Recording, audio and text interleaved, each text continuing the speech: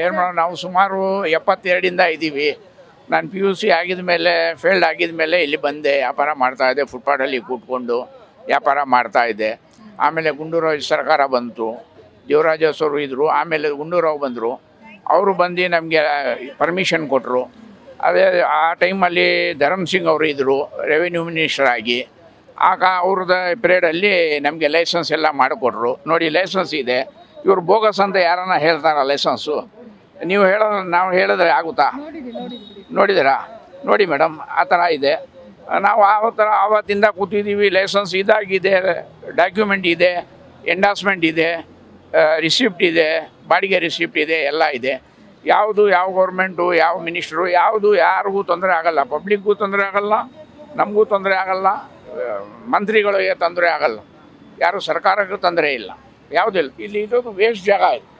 ಈ ಕಡೆಯಿಂದ ಹೋಗಿ ಮರ, ಆ ಕಡೆಯಿಂದ ಯಾರು ಪಬ್ಲಿಕ್ ಓಡೋದು ನೋಡಿ. ಇವಾಗ ಹೆಂಗೆ ಓಡ್ತಾ ಇದ್ದಾರೆ, ಯಾರು ಓಡ್ತಾ ಇಲ್ವಾ ಜನ?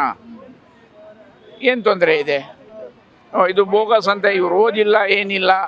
ಓದಿ ಡಾಕ್ಯುಮೆಂಟ್ ನೋಡಿ, ಸಿವಿಲ್ ಕೋರ್ಟ್ ಇದೆ, ಇಲ್ಲಿ ಸಿವಿಲ್ ಕೋರ್ಟಲ್ಲಿ ಇದೆ ಡಾಕ್ಯುಮೆಂಟ್. ನಮ್ಮದು ಇದು ಕೇಸ್ ಅಪೀಲ್ ಮಾಡಿರೋದು. ಆಮೇಲೆ ಇದರಲ್ಲಿ ಇದೆ, ಹೈಕೋರ್ಟಲ್ಲಿ ಇದೆ, ಸುಪ್ರೀಂ ಕೋರ್ಟಲ್ಲಿ ತ್ರೀ ಬೆಂಚಲ್ಲಿ ಇದೆ.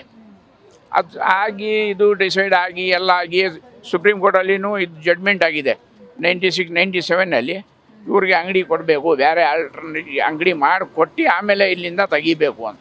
ಇವ್ರು ಏನಿಲ್ದಂಗೆ ಲೈಸೆನ್ಸ್ ಅದು ಬೋಗಸ್, ಅದು ಯಾವುದು ಇಲ್ಲಿಗಲ್ಲ. ಆ ಕಡೆ ಈ ಕಡೆ ಕುಂತಿದ್ದಾರೆ, ಅಂಗಡಿ ಮಾಡ್ಕೊಂಡವ್ರೆ. ಅದು ನೋಡಬೇಕು. ಅದು ನೋಡಲಿಲ್ಲ ಅಂದರೆ ನಮ್ಮದು ಮಂದಿ ಅಂಗಡಿ ಇರೋದು, ಅಂಗಡಿಗೆ ಮೀಟ್ರು, ಪರ್ಮಿಷನ್ನು, ಎಲೆಕ್ಟ್ರಿಕ್ಕು ಎಲ್ಲ ಇದೆ. ಅದು ತೆಗೆದ್ಬಿಟ್ಟು ಸಡನ್ನಾಗಿ ಈ ಥರ ಬಂದುಬಿಟ್ಟು ಮೋಸ ಮಾಡೋದು. ಸರ್ ಹೌದು, ಈಗ ಬದುಕು ಅಂತ ಕಟ್ಕೊಂಡಿರ್ತೀರಾ, ಜೀವನ ಇಲ್ಲೇ. ಬೆಳಗ್ಗೆ ಆದ್ರೆ ಇಲ್ಲಿಗೆ ಬರ್ತಿದ್ರಿ, ಇವತ್ತು ಕಷ್ಟ ಇದೆ ಮೇಡಮ್. ನೋಡಿ, ಅಂಗಡಿಗೂ ನಿಮ್ಗೂ ಸಂಬಂಧ ಹೇಗಿತ್ತು? ಅಂಗಡಿ ಎಲ್ಲ ಯಾವುದು ಸಂಬಂಧ, ಯಾವುದು ಕೆಟ್ಟದ್ದು ಏನಿಲ್ಲ, ಬೆಳೆದಿತ್ತು ವ್ಯಾಪಾರ. ನಿಮ್ಗೆ ಒಳ್ಳೆ ಸಂಬಂಧ ಆಯ್ತು, ಅದು ನಿಮ್ ಬದುಕನ್ನು ಕಟ್ಕೊಡ್ತಿತ್ತಲ್ವಾ? ಹೌದು, ಹೆಂಗೂ ದೇವರು 400, 500 ಸಂಪಾದನೆ ಆಗ್ತಾಯಿತ್ತು. ನಮ್ಮ ಮನೆ ಜೀವ, ಬಾಡಿಗೆ, ಅದು ಇದು. ಇವಾಗ ಬಾಡಿಗೆನೂ ಜಾಸ್ತಿ ಆಗೋಗ್ಬಿಟ್ಟಿದೆಯಲ್ಲ ಮೇಡಮ್. 2 ಮಕ್ಕಳು, ಹೆಂಡತಿ ಮಕ್ಕಳು ಇದ್ದರೆ 4 ಜನ ಬಾಡಿಗೆ ತೊಗೊಂಡ್ಬೇಕಂದ್ರೆ 8,000, 7,000, 6,000 ಇದೆ. ಇವಾಗ ಹೆಂಗೆ ದುಡಿಯೋಕ್ಕಾಗುತ್ತೆ? ಇವಾಗ ಇಲ್ಲಿ ಬಂದು ಇವಾಗ 500 ರೂಪಾಯಿ ದುಡಿಯೋಕ್ಕಾಗುತ್ತಾ? ಇಲ್ಲಿ ಆಗಲ್ಲ. ಅಲ್ಲ, ಇವಾಗ ನೀವು ಫುಟ್ಪಾತ್ ಅಂತಂದ್ರೆ 500 ರೂಪಾಯಿ ಬಟ್ಟೆ 250 ರೂಪಾಯಿಗೆ ಕೇಳೋದು ಅಲ್ವಾ?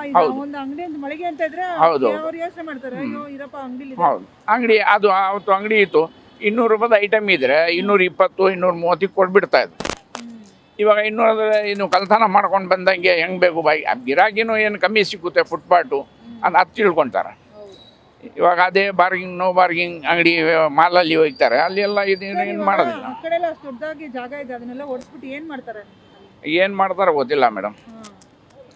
ಇಲ್ಲಂತೂ ಆಗೋದೇ ಇಲ್ಲ ಬಿಡಿ, ಇಲ್ಲಿ ಮರ ಇದೆ. ಅಲ್ಲೆಲ್ಲ ಅಷ್ಟು ದೊಡ್ಡ ಜಾಗ ಎಲ್ಲ ತೆಗಿಸ್ಬಿಟ್ಟು ಅಷ್ಟು ದೊಡ್ಡ ಜಾಗನ ಫುಟ್ಪಾತ್ ಮಾಡೋಕ್ಕಾಗಲ್ಲ. ಇಲ್ಲಿ ನೋಡಿ ಮರ ಇದೆ, ಈ ಕಡೆನೂ ಮಾಡ್ಬೋದು ಅಂಗಡಿ. ಇವಾಗ ಮದ್ರಾಸಲ್ಲಿ ಮಾಡವ್ರೆ, ಪ್ಯಾರಿಸಲ್ಲಿ, ಮದ್ರಾಸಲ್ಲಿ. ಅಲ್ಲಿ ಫುಟ್ಪಾತ್ ಅದೇ ಬಂಕ್ ಶಾಪ್ ಇದ್ದಿದ್ದಲ್ಲಿ ಅದು ಬಿಟ್ಬಿಟ್ಟು ಅದು ಆಲ್ಟರ್ನೇಟ್ ಮಾಡಿ ಇದು ಮಾಡಿ ಪರ್ಮನೆಂಟ್ ಅಂಗಡಿ ಕೊಟ್ಟವ್ರೆ. ಮೋಲ್ಡಿಂಗು ಎಲ್ಲ ಹಾಕಿ ಅಲ್ಲಿ ಮದ್ರಾಸಲ್ಲಿ, ಪ್ಯಾರಿಸ್ ಕಾರ್ನರಲ್ಲಿ, ಹೈಕೋರ್ಟ್ ಮುಂದ್ಗಡೆನೆ ಅಲ್ಲಿ ಇದು ಮಾಡಿಕೊಟ್ಟವ್ರೆ. ಬಾಂಬೆಯಲ್ಲಿ ಜನತಾ ಮಾರ್ಕೆಟ್ ಇದೆ ದಾದರಲ್ಲಿ, ಅಲ್ಲಿ ಮಾರ್ಕೆಟು ಅಲ್ಲಿ ಫುಟ್ಪಾಟಲ್ಲಿ ಇದ್ದಿದ್ದು. 2 ಕಡೆನೂ ಅಂಗಡಿ ಇತ್ತು ಅಲ್ಲಿ. ಇಷ್ಟು ಫುಟ್ಪಾಟ್ ಇಲ್ಲ, ಮರೆ 10 ಅಡಿ ಅಂಗಡಿ, 10 ಅಡಿಯಲ್ಲಿ ಆ ಕಡೆನೂ ಅಂಗಡಿ, 4 ಅಡಿ ಈ ಕಡೆನೂ ಅಂಗಡಿ, 2 ಅಡಿ ಓಡಾಡೋಕ್ಕೆ ಜಾಗ ಆಯಿತು. ಇವಾಗ ಅಲ್ಲಿ ಮಾರ್ಕೆಟ್ ಕಾಂಪ್ಲೆಕ್ಸ್ ಕಟ್ಬಿಟ್ಟು ಎಲ್ಲ ಅಂಗಡಿಯಲ್ಲೂ ಶಿಫ್ಟ್ ಮಾಡಿದ್ದಾರೆ. ಆ ಥರ ನಮಗೂ ಮಾಡ್ಬೋದಾಯಿತು ಎಲ್ಲಿ ಬೇಕಾದ್ರೂ. ಇಲ್ಲ, ಇಲ್ಲೇ ಏನೋ ಸ್ವಲ್ಪ ಚಿಕ್ಕದು ಮಾಡಿ ಎಲ್ಲ ಲೈಸೆನ್ಸ್ ಇರೋರಿಗೆ ಎಲ್ಲರಿಗೂ ಮಾಡೋಕ್ಕಾಗಲ್ಲ. ಏನು ಹೇಳ್ತೀರಾ ಫೈನಲ್ ಆಗಿ ಸರ್ಗೆ?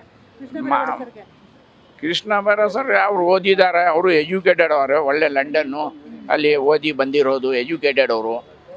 ನೋಡಿ ಏನು ಬಡವರು ನಾವು ಮಾಡಿದ್ದು ತಪ್ಪ ಇಲ್ಲ, ಕಮಿಷನರ್ ಮಾಡಿದ್ದು ತಪ್ಪು, ರೆವಿನ್ಯೂ BBMP ಅವರು ಏನು ತಪ್ಪು ಮಾಡಿದ್ದಾರೆ. ಭಾಳ ಲೈಸೆನ್ಸ್ ಇದೇ ಇಲ್ಲ ಇವ್ರದ್ದು. ಈ ಜೀವನ ಹಾಳು ಮಾಡೋ ಹೆಂಗಿದೆ, ಇಲ್ಲಿ ಮಾಡಿಕೊಡೋಣ, ಇಲ್ಲೇ ಮಾಡಿಕೊಡೋಣ ಅಂತ ಮಾಡಿಕೊಡ್ಬೋದು. ಮಾಡಿಕೊಟ್ರೆ ಒಳ್ಳೆಯದು, ದೇವರು ಅವ್ರಿಗೂ ಒಳ್ಳೆ, ನಮಗೂ ಒಳ್ಳೇದು ಮಾಡ್ತಾರೆ.